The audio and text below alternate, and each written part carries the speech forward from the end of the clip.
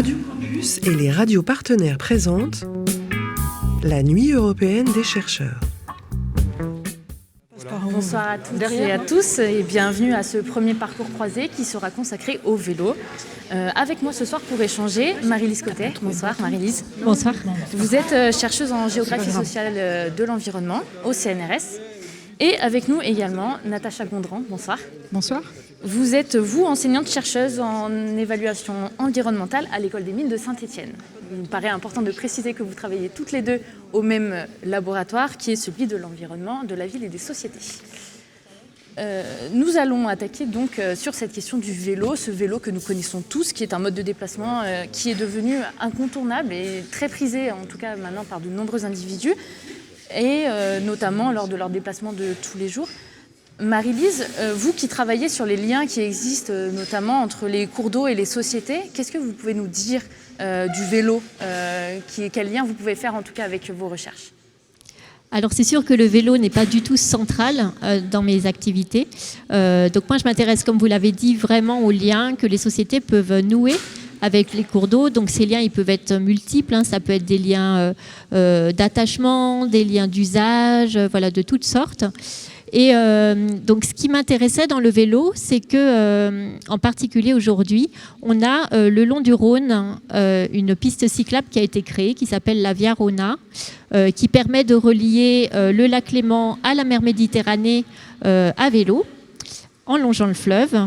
Et donc, la question qui m'intéressait, c'est comment la création de cette piste cyclable a pu changer les liens entre les sociétés et le fleuve Rhône.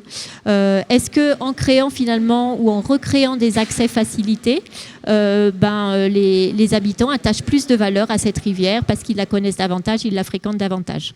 Donc voilà, le vélo, ça a été finalement un objet qui a été un outil pour moi pour mieux caractériser ces liens et la manière dont on pouvait les modifier. Merci.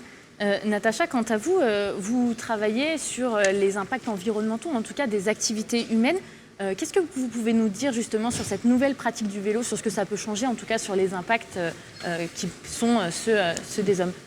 Alors effectivement, mes recherches portent sur comment représenter les impacts des activités humaines sur l'environnement. On a des outils un peu techniques, on va dire, qui cherchent à quantifier les impacts qu'on peut avoir, par exemple quand on se déplace ou quand on va consommer différents biens et services, on transfère ça en impacts environnementaux. Et souvent, du coup, quand on trouve des solutions, on a tendance à voir des aspects négatifs qui peuvent apparaître. Typiquement, l'exemple, ça va être la voiture électrique. On va réduire nos émissions de CO2, mais on va augmenter notre pression sur les ressources minérales avec le lithium, le cobalt, etc. Et le vélo, alors je ne travaille pas directement sur le vélo non plus, mais c'est... alors, moi, j'y suis très attachée à titre personnel, mais c'est aussi une des seules solutions qui présente très peu de transfert d'impact. C'est-à-dire que quand on peut le faire parce qu'on fait des déplacements par exemple de moins de 5 km et qu'on est en mesure de faire du vélo, si on utilise du vélo par rapport à d'autres modes de transport, c'est tout gagnant. Et du coup, l'enjeu de mes recherches, c'est essayer de trouver des outils pour essayer de convaincre les gens, entre guillemets, d'encourager les gens à réduire leurs impacts environnementaux. Et du coup, en t'écoutant, Marie-Lise, je me demandais si, justement, dans tes recherches où tu regardes les liens entre les gens et les milieux naturels, est-ce que tu prends aussi en compte cette dimension des impacts que ça peut avoir, à la fois ces aménagements sur l'environnement et au niveau de leur pratique? Alors, effectivement, c'est une question qui m'intéresse de plus en plus. En fait, je pense que ces impacts, ils existent, mais il faut les considérer dans les deux sens. C'est-à-dire que quand les sociétés vont fréquenter davantage les milieux naturels, effectivement, il peut y avoir des impacts pour la faune, la flore, les écosystèmes. Mais un des aspects qu'on oublie aussi souvent, et c'est là-dessus que j'aimerais pouvoir travailler à l'avenir, c'est que, en fait, on est quand même dans un espèce de cercle vertueux aussi, qui est que plus on va fréquenter les écosystèmes, plus on va les connaître, plus on va se familiariser avec, et donc leur associer de la valeur. Et donc, si on n'encourage pas aussi la fréquentation finalement des milieux naturels, à terme, on risque d'avoir ce qu'on observe déjà, une érosion de l'expérience. Et donc, au final, les gens ne vont plus connaître ce que c'est qu'un écosystème en bonne santé, avec de la biodiversité élevée. Et finalement, on va avoir des attentes assez moindres vis-à-vis de nos écosystèmes. Donc, je pense qu'aussi, il y a un vrai enjeu en parallèle d'essayer de limiter les impacts pour les écosystèmes, mais d'encourager aussi cette expérience. Et finalement, c'est peut-être elle aussi qui va, à terme, encourager les plans de gestion ambitieux ou des politiques publiques plus ambitieuses. Exactement. Enfin, c'est vrai que réintroduire du sensible dans la réflexion des gens sur leur milieu, ça me semble très intéressant. Et après, nous, dans nos outils, on va distinguer deux types d'impacts. Des impacts qu'on peut appeler locaux, par exemple la détérioration de l'eau ou la qualité de l'air, et des impacts qu'on peut appeler planétaires, comme le changement climatique. Et est-ce que tu penses qu'il peut y avoir un lien entre, justement, est-ce que les gens qui sont plus sensibilisés au milieu, ils peuvent, à terme, avoir envie de réduire leurs impacts planétaires? Ou est-ce que dans tes recherches, tu penses qu'il y a une déconnexion entre ces deux aspects? Dans mes recherches, je ne l'ai pas abordé personnellement. Par contre, je pense qu'il y a quand même beaucoup d'études en psychologie de l'environnement qui traitent de cette question-là. J'aurais tendance à dire que c'est pas si simple et que c'est pas parce que à une échelle locale on est conscient des enjeux que finalement il va y avoir des répercussions mondiales. Donc je pense qu'il y a encore à travailler sur ces questions-là pour déjà mieux comprendre les liens qui peuvent être faits et puis ensuite pour travailler aussi sur le changement de comportement. Et ça c'est vraiment aussi au cœur de ce que peuvent faire les psychologues de l'environnement en ce moment. Est-ce que finalement, vous en avez parlé en tout cas, est-ce que le vélo pourrait être, pour revenir un petit peu à l'objet de notre discussion, pourrait être un vecteur finalement de sensibilisation? Vous avez parlé tout à l'heure de la Via Rona, effectivement, aller à la visiter des endroits près de chez nous via finalement ce moyen de déplacement. Est-ce que vous pensez que ça pourrait avoir finalement donné envie aux gens en tout cas de protéger ces environnements qu'ils connaissent et qu'ils chérissent?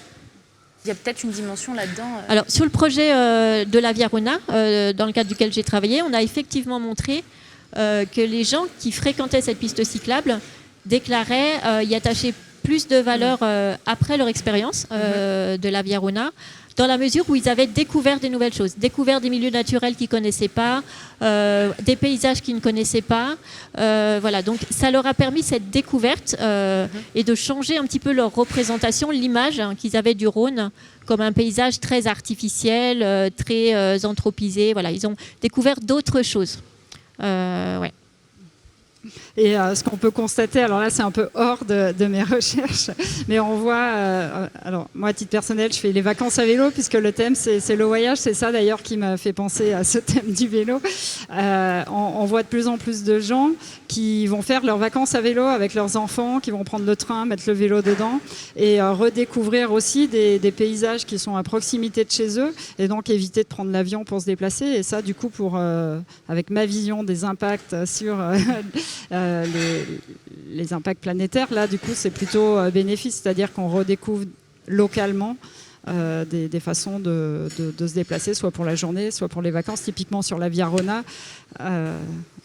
oui, tout à fait. Pas mal de familles. C'est l'impact finalement positif, en tout cas de ce type de déplacement plus doux, en tout cas qu'on considère plus doux, va avoir des effets évidemment positifs. En tout cas, vous, c'est ce que vous voyez dans vos travaux.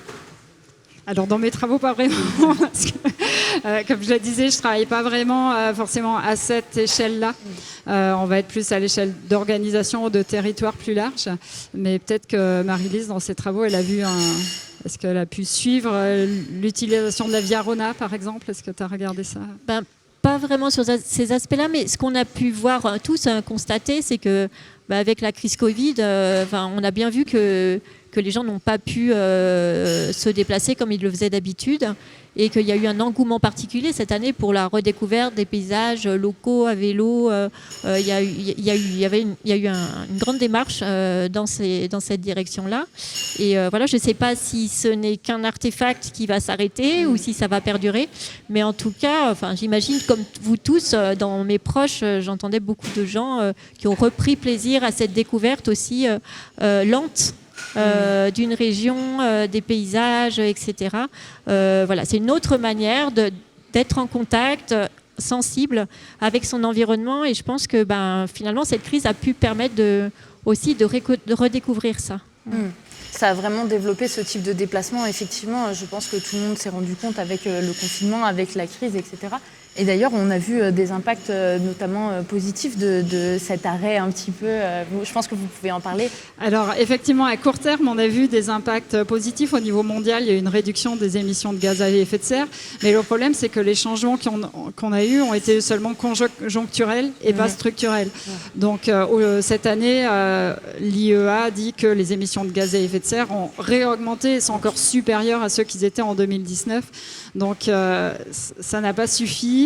Et ça plaide aussi pour le fait que c'est possible de réduire, mais qu'il est nécessaire d'avoir des actions au niveau des politiques publiques en particulier qui soient bien plus ambitieuses en vue de réduire nos émissions de gaz à effet de serre si on parle de cet impact-là. Oui, je comprends. Et qu'est-ce qu'on pourrait dire aujourd'hui aux personnes qui nous écoutent, notamment pour les pousser dans ce sens de la préservation de l'environnement et notamment par ce type de mobilité douce dont on parlait tout à l'heure. On a parlé du vélo, mais il y a également la marche ou ce genre de choses. Qu'est-ce qu'on peut dire aux personnes qui nous écoutent pour aller dans ce sens-là? Qu'est-ce que vous, vos expériences en tout cas, vous ont appris et qu'est-ce que vous avez envie de dire aux gens? Alors, je ne sais pas ce que j'ai envie de dire aux gens, mais en tout cas, ce que mes travaux montrent, c'est que les gens prennent vraiment un plaisir particulier à partir du moment où ils sont à vélo ou à pied, enfin vraiment dans une démarche lente de déplacement, à se reconnecter par le sensible, que ce soit par la vue, bien évidemment, mais on me parle aussi beaucoup des sons. Des sons de la nature, du goût de la nature. Voilà, quand on est à pied, on peut cueillir des mûres, on peut voilà. Donc c'est ce plaisir aussi de se reconnecter, le corps, le mental, le paysage, son environnement. Et ça, je pense que c'est un vrai, c'est un vrai bénéfice, voilà, pour la santé physique, santé mentale, et ça va dans le bon sens. Oui, tout à fait. La Via Rhôna, c'est un excellent exemple parce que c'est le long de la vallée du Rhône. La vallée du Rhône, en général, les gens connaissent pour l'autoroute, pour le TGV. Et en fait, quand on le parcourt à vélo, on découvre un territoire qu'on ne connaît pas alors qu'on l'a traversé peut-être des dizaines de fois auparavant et avec des richesses au niveau des milieux naturels sur lesquels Marie-Lise veut travailler davantage. Enfin, il y a tout un écosystème qui est très intéressant à découvrir à proximité de nos villes, quoi. Et de chez nous, finalement, des endroits qu'on ne connaît pas et qui, du coup, pourraient être permis par ce type de pratique. En tout cas, c'est un plaisir de discuter avec vous. Est-ce que vous avez... Là, je suis perdue. Par rapport à ce que vous disiez sur la Via Rhôna, il me semble qu'aujourd'hui, des études montrent que de plus en plus de personnes, justement, se mettent à faire du vélo, notamment. Est-ce que vous pensez que ça a un lien direct, en tout cas que ça peut avoir un lien direct avec l'envie des gens de diminuer leur impact sur l'environnement ? Non, je pense que c'est pas si rationalisé en fait. C'est juste un plaisir à redécouvrir cette expérience et que cette expérience s'accompagne effectivement d'impacts peut-être plus inconscients, une reconnexion avec les écosystèmes, mais que je pense qu'à la base, c'est pas du tout une démarche d'engagement en faveur de la nature, mais c'est la démarche inverse. On fait l'expérience et par l'expérience, on redécouvre des choses, un intérêt pour l'environnement et donc peut-être à terme un engagement. Mais encore que ce à terme n'est pas du tout systématique et ne sera pas, à mon avis, partagé par tout le monde. Mais en même temps, effectivement, les travaux de psychologie sociale montrent ça aussi, que des fois on commence pour une autre motivation à faire un petit pas dans ce sens et que du coup on découvre, voilà, quand on fait du vélo, on découvre par exemple les comportements des automobilistes qui sont peut-être un peu agressifs et ça permet de réinterroger les modes de vie de façon plus globale. Donc ça peut être un premier pas qui peut potentiellement engager les gens vers d'autres, une prise en compte plus large, même si ce n'est pas la motivation initiale. Je comprends bien. Très bien. Je vous remercie vraiment pour votre intervention. Je remercie également les personnes qui nous ont suivis et on vous laisse avec la suite de cette nuit des chercheurs à Saint-Étienne. Merci à vous. Merci beaucoup. Merci.